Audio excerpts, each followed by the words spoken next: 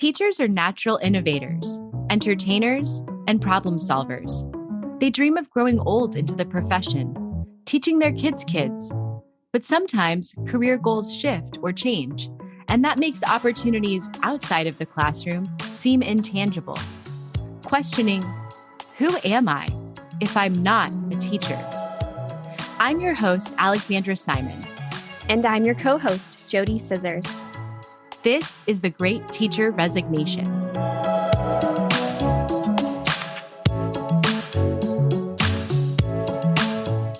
Today, our guest is Jessica Madenford.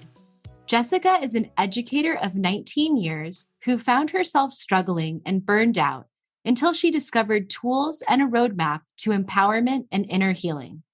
Jessica formed The Journey to Here to guide educators towards their own empowerment with the proper tools and coaching to help enhance overall wellness with improved emotional, mental, and spiritual well-being. Welcome to the show today, Jessica. Thank you so much. I appreciate the invitation. We're really glad to have you on the show today, and we've spent over a year planning and speaking with former educators so far on the podcast. And what we've really learned is that a lot of the deep struggles that many teachers go through are things like burnout and being unfulfilled, and maybe just some sort of life circumstance that leaves them at a crossroad or makes them rethink their choices. So we're wondering, with talking to you, someone who's had 19 years in the profession, when did you find yourself at a crossroad? Wow, that happened about 2017 or 2018. That's when I really hit my burnout. And I had this perfect storm happening between my personal and my professional life. And it showed up in school. And I started the school year off so excited to try some new things. I had completely upended my philosophy of teaching art and changed it for something completely different. But there were other things going on in the culture of the school district. Things had changed a little bit, and it really impacted me to the point where I started having some major symptoms of burnout. But for the most part, I ignored them because I was very programmed to just keep on going. And I'm an overachiever and a people pleaser. So I was taking on more things and just doing what I could to, I don't know, prove that I could do this. That's kind of where I was at. But that definitely took me down a different road than I expected. All of those things that you just mentioned, pushing yourself to keep on going, being an overachiever, a people pleaser, that resonates with me so much because I feel like a lot of teachers, we have those feelings and those qualities that we just, things are rough, but we got to just keep going. We have to be here for those kids. We have to do this. And we don't really take that time to stop and pause and say, I'm not okay. I'm burnt out or I'm not feeling well. So this started a couple of years ago, several years ago for you. What is it like for you now? And how did you decide to start your transition into a career in holistic health? Yeah, absolutely. So I'm going back to that story to answer that question because I got to the point where I started having panic attacks at school in front of my kids, in front of my colleagues. And that was the point where I knew I needed to get help. And so I saw a therapist. I went to my doctor. And as I was working with a therapist, that revealed to me that I had a lot of self-worth issues. And I didn't think I did. But whenever we were going through everything, it made so much sense. But one of the things I did, and maybe this is something you can relate to as well, my overachiever self thought, I know that I do really well as a student, so I'm going to get into another graduate program. And I thought, I'm going to prove myself even more. I can do this. I'm not crazy. So I entered into another master's degree. And when I got to the end of it, I realized that it just confirmed to me that I really wanted to work with adults.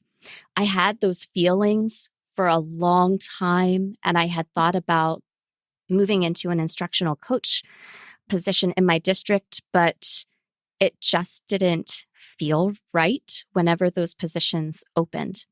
So whenever I finished up this degree, I remember sitting in my classroom thinking, now what? Because I don't really want to do this anymore.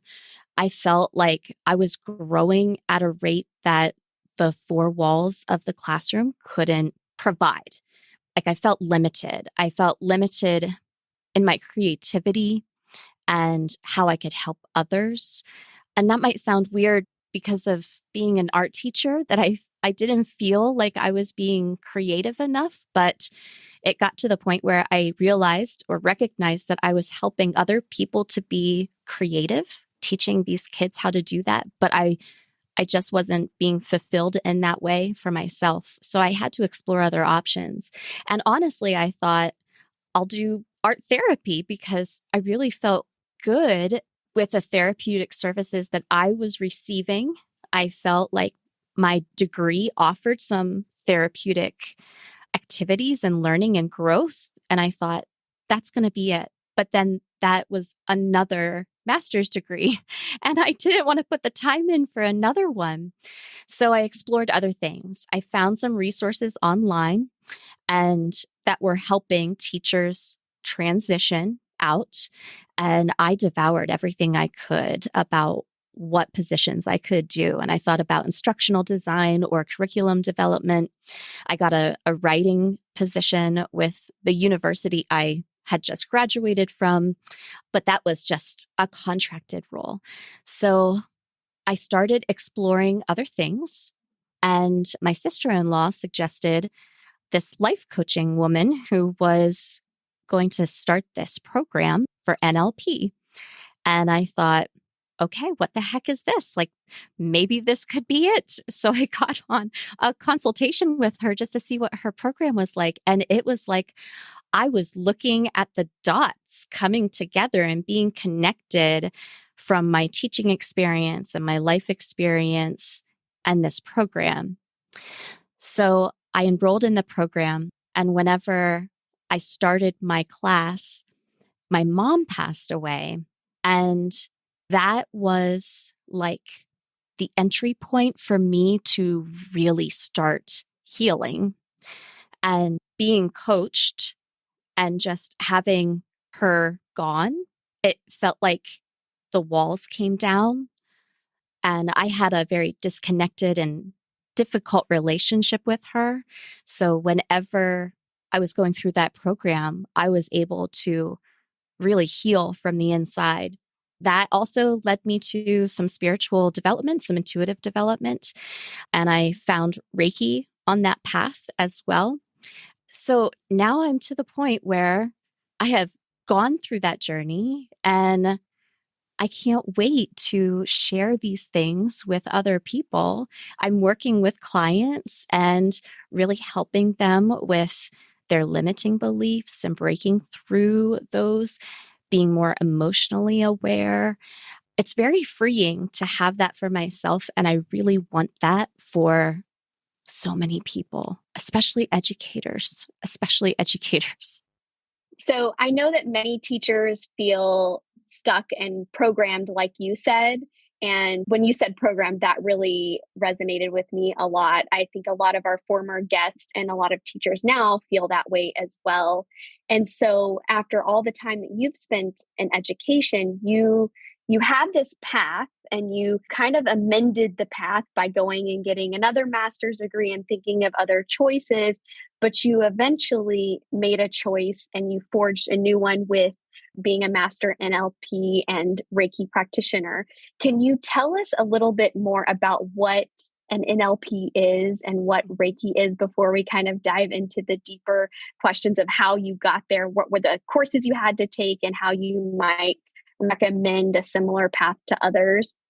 So NLP stands for Neuro Linguistic Programming. And that, if you boil it down or simplify it, it's how our beliefs and our thoughts help us reach our goals or influence the way we behave, how we're programmed, the patterns of behavior that we see, whether they serve us or they don't, because sometimes we take on things from our childhood and they are carried with us through our adult lives. Sometimes we want to break free from those and we don't know how. And for me, NLP gave me the tools to do that, to really reframe and change my perspective and also change my thoughts and calm my mind. It's also really given me the tools to be more emotionally aware and I would say emotionally well. And then Reiki, whenever I'm working with Reiki, it is the life force energy. And we have different energy centers in our body. A lot of people know them as chakras. And so whenever I am looking at the energy centers, I can intuitively see where blocks are, where people might need a higher vibration. We work to balance and also clear anything that's going on. And it's also very relaxing as well, which is a really nice perk of all of this. So if they're listening and they're like, okay, intuitive, you're going to like intuitively read me and my energy centers, like at least give it a try because it's so relaxing.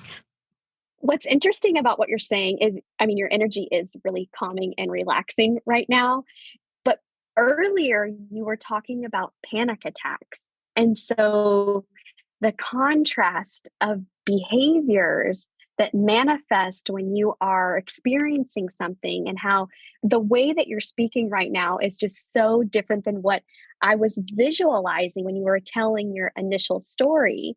And so Ali and I, we talk all the time about how this podcast just is not just for teacher, it's for people that support them, live with them, know a teacher, and how collectively all the stakeholders in education in our community need to build an understanding of mental health and the struggles of educators and how to address the concerns that they see.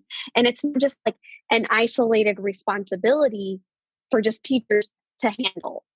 Our loved ones can gauge the way that we're feeling, our teammates, our administrators, our friends. We're all partners in this. And so over and over, our guests and listeners tell us about struggles, and they're really intense. The way that you were describing the panic attacks, that's intense. But the way that you are speaking to us now and how you can center your energy in a different way, that is very intuitive. And I'm wondering, as you've worked with teachers, as you've built your clientele, what you know about the teaching profession, have you been able to gauge some of the warning signs or symptoms of someone that needs a change or needs services such as yours? Yes. So even just listening to my colleagues in their conversations or how they react or respond to situations, and even when they're talking to me, I can really pick up on their negativity and their limiting beliefs if they are thinking or if they're talking about, oh, this person will never do that because blah, blah, blah. Or what gets me the most is the way they talk about the kids in their classrooms. I don't want it to come across as like I'm hearing this all the time from my colleagues in my district because I am not. And I'm connected to a lot of different people on different platforms. So I'm hearing this from a variety of places. But whenever I speak to another teacher who almost makes it sound like this kid has no chance because da da da da, like their behavior or the way they speak, or there are so many negative attitudes about the workplace or the culture. And I think what is the biggest red flag is if I hear a lot of doom and gloom language, and then I'm like, oh my gosh, you really need some uplifting. Or if they're just speaking a mile a minute or there are a lot of different Yeah. red flags, A lot of our people that DM us or message us or our guests, they'll always say it's not the kids. Like it's not the students. But we all know that we've worked with people who they get in there for the kids. That's what they're there for. But sometimes when they're experiencing these difficult feelings, the negativity starts to manifest in our conversations about students. And that to me is a red flag. I always built my closest relationships in the school building with people that spoke positively about students. That was my circle. And so when someone starts to deviate from that, that to me is also a red flag. Yes. And I was one of those people. Whenever I was going through my burnout, I was the, misery loves company. I was experiencing a lot of inner pain, and I did not see any kind of light or positivity. I was that person that I'm speaking about. I had to experience that to be where I'm at now. I think that I've learned a lot of lessons from that situation and that year. And as you were talking about the symptoms and the feelings that people experience whenever they are burning out, it's really challenging. And then, how I am coming across now as very calm. Whenever I was burned out, oh my gosh, I feel like I was an awful mom. I was a terrible wife. Like, I don't even know how my family survived me, because I was eating like any kind of sugary snack or treat. I was like, give me the chocolate. I don't care if I've already had like 5 little pieces, or my one principal used to have like really good basket of candy in her office. So whenever I was experiencing this, I was like there all the time. I was a yeller. I was an overdrinker. I didn't have the tools to handle my emotions. I didn't have that from childhood. And it was like I was bleeding out all over through my words and my actions. And it really took a lot of excavation to get to where I'm at now. Well, and what you shared with us was that you were already feeling this burnout and these stressors. And then you had a really big life experience. You lost your mom. So that on top of everything else. And I think a lot of educators, when we have something really big like that happen in our life, whether it's a loss of a loved one, whether it's something else personal, like that takes however we're feeling and it makes it even more difficult. And we still have to show up to young people and like put on some sort of a face. And so that doesn't really allow you to process whatever you're going through. And it really doesn't like support you to take care of yourself, because there's not those tools in our schools, in our districts for us. We try to provide those for our students. So I'm wondering, you coach, empower, and you provide these tools to enhance wellness now. And it sounds so much like a teacher brain skill to me. In the classroom, you must have developed some strong skills for understanding the special needs and the sensitive needs and topics of your students. What kind of wellness advice would you offer to a teacher who might be dealing with a current stressor in their job, or, this feeling of burnout that you experienced? I would say really start paying attention to your thoughts and looking for the patterns that are happening within your mind, because you have these beliefs, you have these thoughts, and they can be very positive or they can be negative. And how you think about situations will lead you and guide your actions, your conversations with others. And as you are bringing your awareness to your thoughts and how you are behaving, if you are seeing a negative pattern or a very challenging pattern, it is time to wake up and get yourself some help in whatever that looks like. For me, it took an army. I had a lot of things to break free from. For others, it could be going to see a therapist. It could be seeing your doctor. It could be that you are encircling yourself with uplifting people and having that one good friend. But of course, there are so many other things that you could be doing. But I would say one of the first things that you should be doing is really paying attention to what's going on in your mind and your behaviors, because that is key. I really agree with what you said. I'm thinking about all the times that I've really had that negative behavior. Like I have times in my life where I've been pretty negative. I think we all probably have. And you need something to help you wake up or realize like that this is not healthy. It's not healthy to have negative thoughts. And I'm going back a couple of weeks to when I was helping my children, like they were discussing something that happened at school. And it's taken me years to figure this out, but you can't always control the situation. That's what I was telling them. But what you can control is how you react to it. And so we can't fix everything in the education system. We can't fix everything overnight in our lives, but we can change how we react to it and what we're doing to take care of ourselves and like to prevent a poor reaction, like a negative reaction or a problematic reaction, like a yelling or something like that, taking care of ourselves. So I've definitely felt the way that you felt.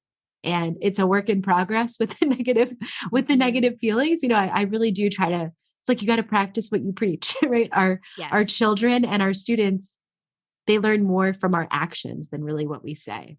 I just really loved the way that you said that you had to excavate a lot of those things. And I think that when teachers are experiencing depression or panic attacks or really strong reactions to whatever's going on in their life, really what it takes is taking a step back and asking for help, because digging up all of those issues sometimes takes a professional. I think about the way that we know about teaching reading or teaching math or teaching a language. We know all the tools to access and reach that goal, but sometimes our feelings are very complex, and there are professionals that can help us gain access and understand them and cope with them and develop the strategies and tools we need to feel good. Yeah, absolutely. Jessica, it has been such a pleasure talking to you today on the podcast. And we really hope that as you continue your professional journey, that you'll be one of those people, those professionals that educators can reach out to and can connect with to improve their well-being. So if you'd like to connect with Jessica, you can find her on Instagram, LinkedIn, by her business email, or in her Facebook group, Educators Meant for More. We'll link all of her handles in our show notes.